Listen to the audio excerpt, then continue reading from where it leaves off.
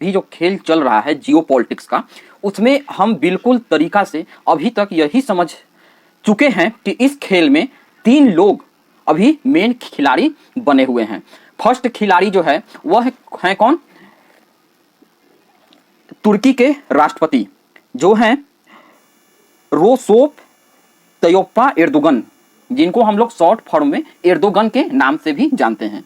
दूसरे जो मेन खिलाड़ी हैं वह हैं ईरान के सर्वोच्च नेता अली खुमैनी, और तीसरे यूएई, और दूसरे साइड में हैं यूएई के शेख मोहम्मद बिन जायद अल नहयान, और सऊदी अरब के क्राउन प्रिंस मोहम्मद बिन सलमान। तो एक साइड हमको समझ में आ गया। इसमें से हम देखते चलते हैं। तुर्की जो है वह शिया सुन्नी, तुर्की सुन्नी में मेजोरिटी कंट्री है। सऊदी अरब और यूएई ये सब के सब सुन्नी मेजोरिटी कंट्री है। एक साइड ईरान जो कि शिया मेजोरिटी कंट्री है।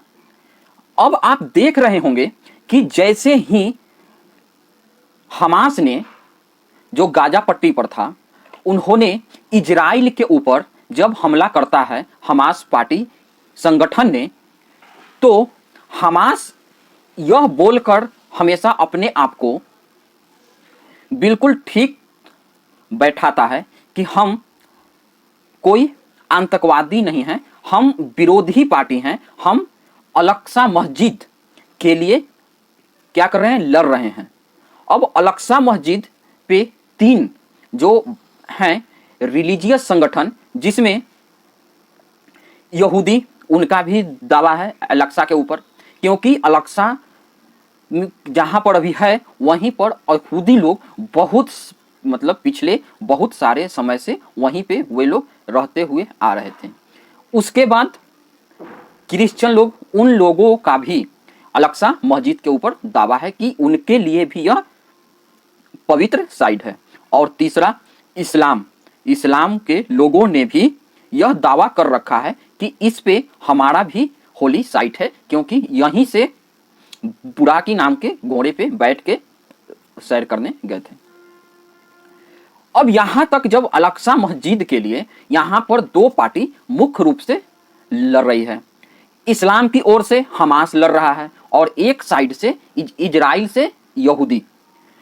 तो अब मुसलमान को मुसलमान सहायता करने के लिए इसमें से एक चीज और, हमास जो है वह भी सुन्नी मेजोरिटी के लोग उसमें पार्टिसिपेट किए हुए हैं। तो इसीलिए जो तुर्की है वह हमास के आतंकवादियों को ट्रेनिंग देता है, वेपन प्रोवाइड करता है, और इकोनॉमिकली तरीका से भी टाइम टू टाइम इसको हमेशा मदद करते आ रहा है।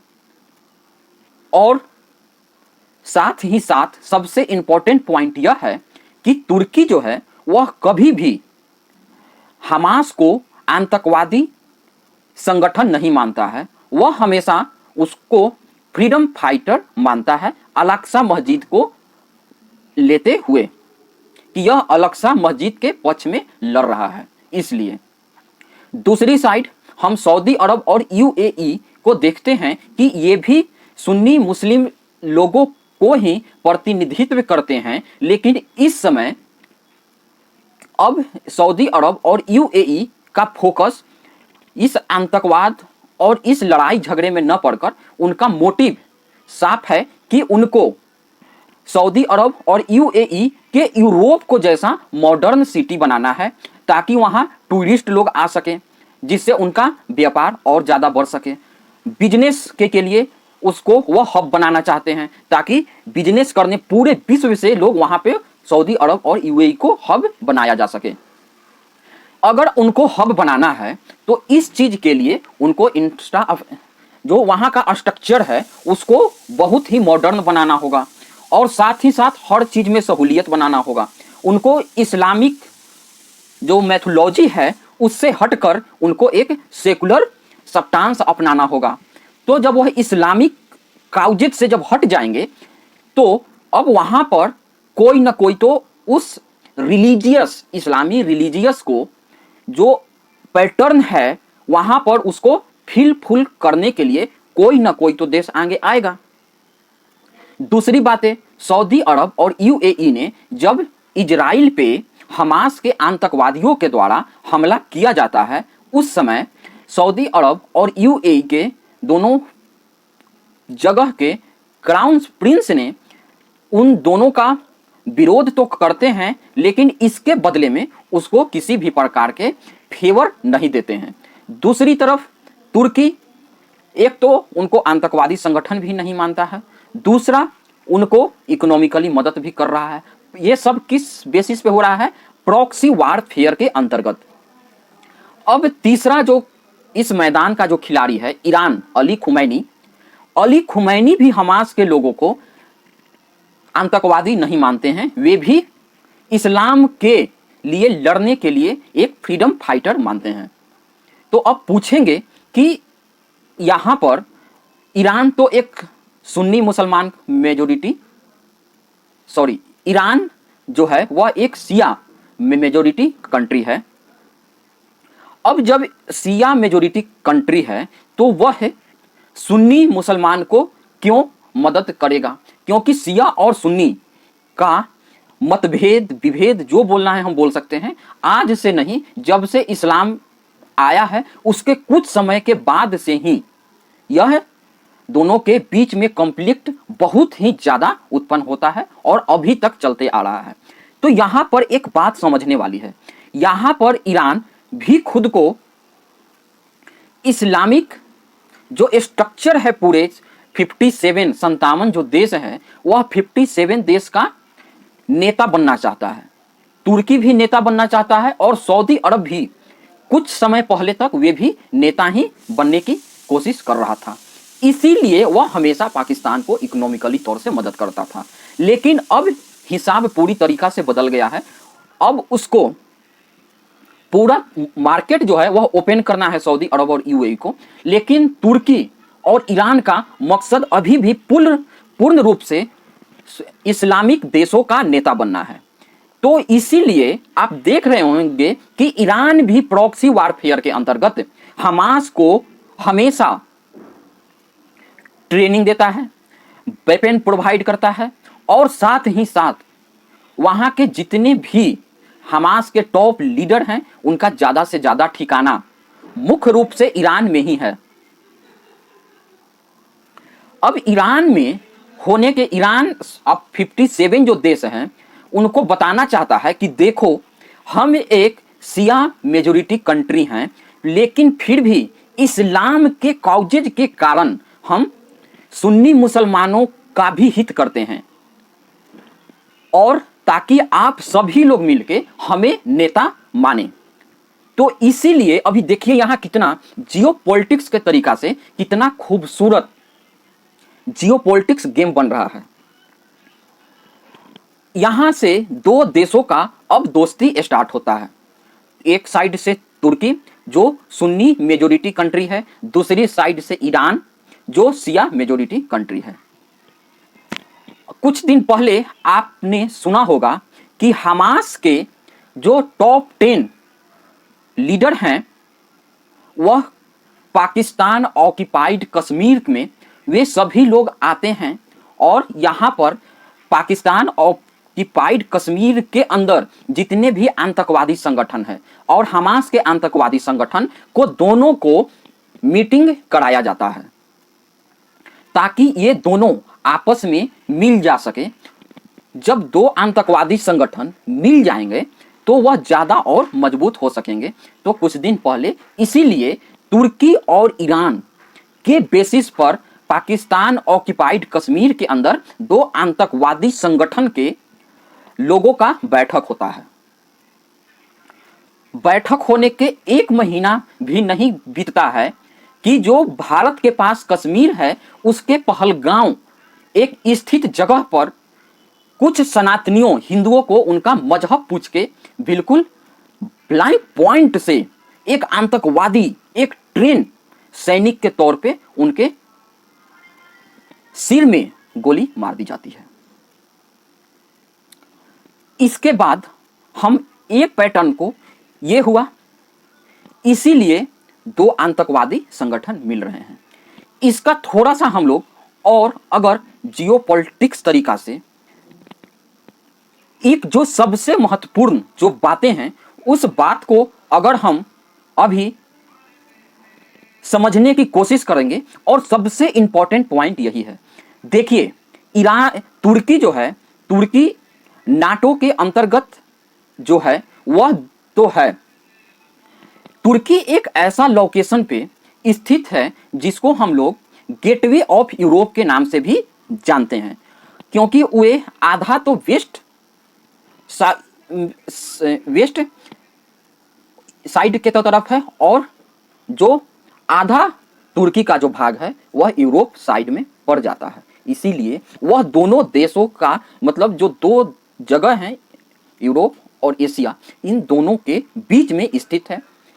न तो मिडिल ईस्ट के बीच में यह पड़ता है, लेकिन यह नाटो के अंतर्गत है। लेकिन नाटो का जब एक्सपेंड होने लगा तो नाटो के लोगों ने विचार किया कि हम सभी लोग एक अम्ब्रेला के अंतर्गत, यूरोपियन यूनियन के अंतर्गत आ जाएंगे।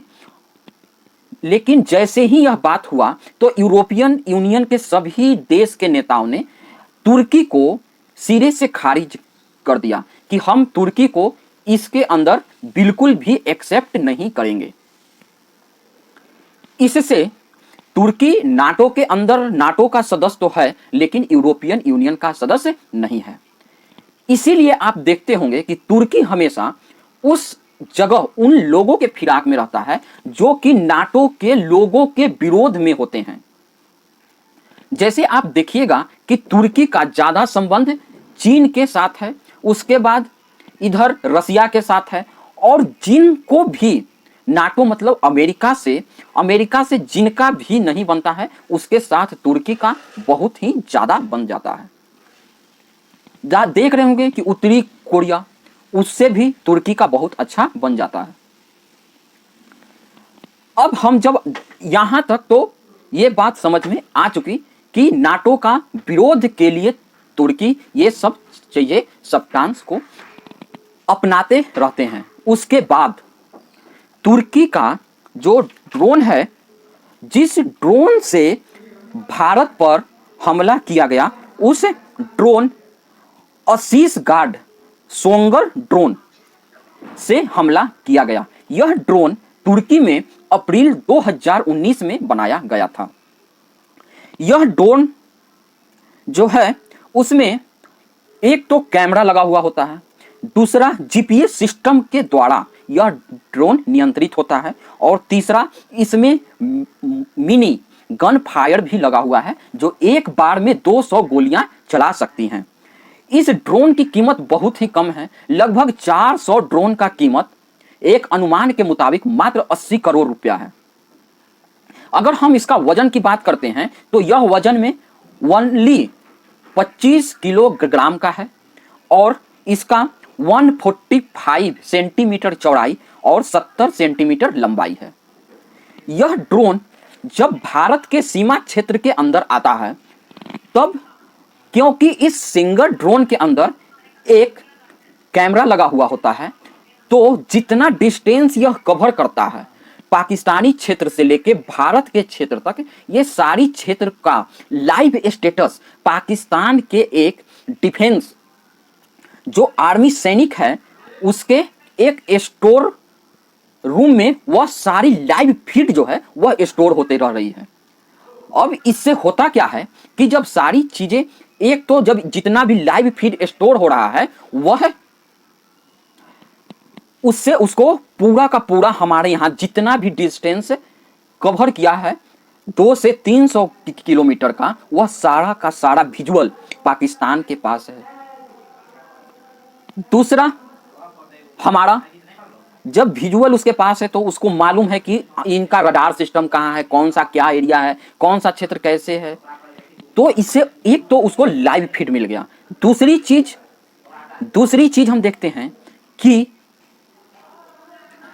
जब वहां से हमारे जो सीमा क्षेत्र के अंदर ड्रोन आता है, एक बार में 500 ड्रोन का समूह, तो वह हमारा जो यहां से एंटी ड्रोन सिस्टम हम बोले या एंटी मिसाइल सिस्टम बोले, उसका वह रिएक्शन टाइम मेजर करता है कि कितना देर में हमको वह लोकेट करता है, हमको वह लोकेट करने के बाद कितना देर में वह अपना रिएक्शन स्टार्ट करके हमारे ऊपर अटैक करता है। तो जितना देर में वह लोकेट करके वह रिएक्शन अपना एंटी मिसाइल या तो फेंकेगा ताकि उस ड्रोन को मारा जा सके, तो वह बीच में एक ब्लाइंड पॉइंट आएगा, इतना से इतना, मतलब जितना देर में रिएक्शन स्टार्ट होगा वह उसको हम लोग ब्लाइंड पॉइंट बोलते हैं। तो उस ब्लाइंड पॉइंट के अंतर्गत उसको तो एक फीडबैक मिल जाएगा कि इतना देर में यह सिस्टम एक्टिवेट होता है। तो इसको भी क्या करेगा कि अब